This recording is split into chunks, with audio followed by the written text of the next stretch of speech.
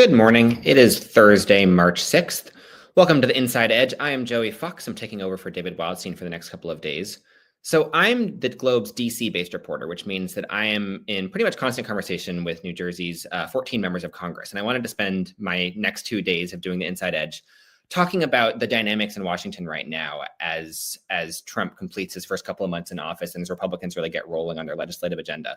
And today I want to focus on New Jersey's 3 Republican congressmen specifically, Jeff Van Drew, Chris Smith, and Tom Kean Jr.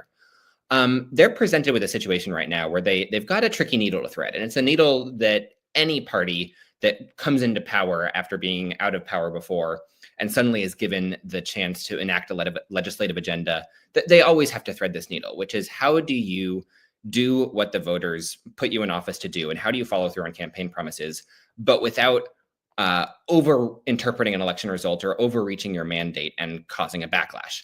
And right now, that discussion is revolving around the House GOP's budget resolution specifically. This is a bill that passed last week, and it's sort of the precursor to an eventual reconciliation bill that will involve tax cuts, it'll involve spending cuts, it'll involve immigration changes, energy policy, all sorts of things. So it's a theoretically massive bill, and this was the first step to get it rolling. And it was pretty controversial because Democrats say that provisions in the resolution would lead to hefty Medicaid cuts. Republicans are pushing back on that, but it's clear that some of them are skittish too. I mean, Congressman Van Drew said before the vote that he was an undecided vote because he didn't want to cut Medicaid. He was worried that this budget would do so. And he remained publicly undecided right up until the actual vote when he voted yes. Congressman Smith and Kean voted yes too, but they both said as well, pretty explicitly, I don't really want to cut Medicaid.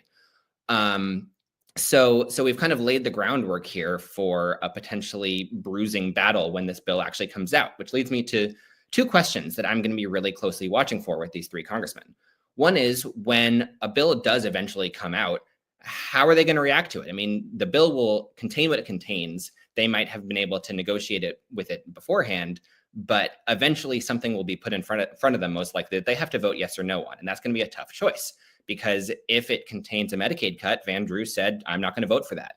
Will he break with his party if push comes to shove? Congressman Kean told me that any tax bill that doesn't involve a state and local tax deduction cap raise is a non-starter for him. Will he stand by that if a bill comes out that doesn't have that?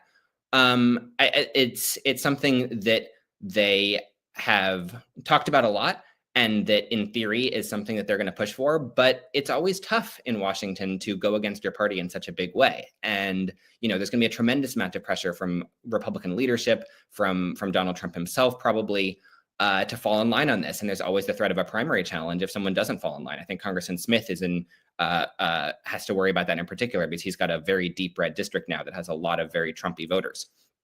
So that's going to be, we'll see what the actual bill looks like. Maybe it will be unobjectionable, but if it has things that these congressmen are nervous about, they're going to have to make a tough choice.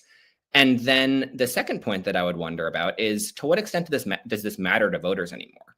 I mean, you look at the Republican trifecta in 2017 and 2018, and you look at the New Jersey delegation's role in that. Congressman Leonard Lance voted against both of the 2 big proposals then, the Tax Cuts and Jobs Act and the American Health Care Act repealing Obamacare. And Congressman Tom MacArthur voted for both of them. He was even one of the architects of the healthcare bill. So you have 2 Republican congressmen who were taking a very different set of paths to looking at those 2 bills. And then they ended up both losing in 2018 anyways. I mean, we're in an era where partisan attitudes and partisan rage can oftentimes overwhelm any individual action that a congressman takes. And that's something that these 3 congressmen, especially Congressman Kean, who represents a competitive district, that's something that they always have to watch out for. Is, they can build these relationships with their constituents, they can take these specific votes. But at the end of the day, if voters decide they're in the mood for something new, if 7th District voters for Kean decide that they want a Democrat in that office instead, that might not matter anymore. So we'll have to cross that bridge when we get there, but I'll be really curious to see how these 3 congressmen react when this bill does come out, what the discussions look like, what's in the bill, and how voters will react to. So that's all I got for today. I'll be back tomorrow to talk about Democrats.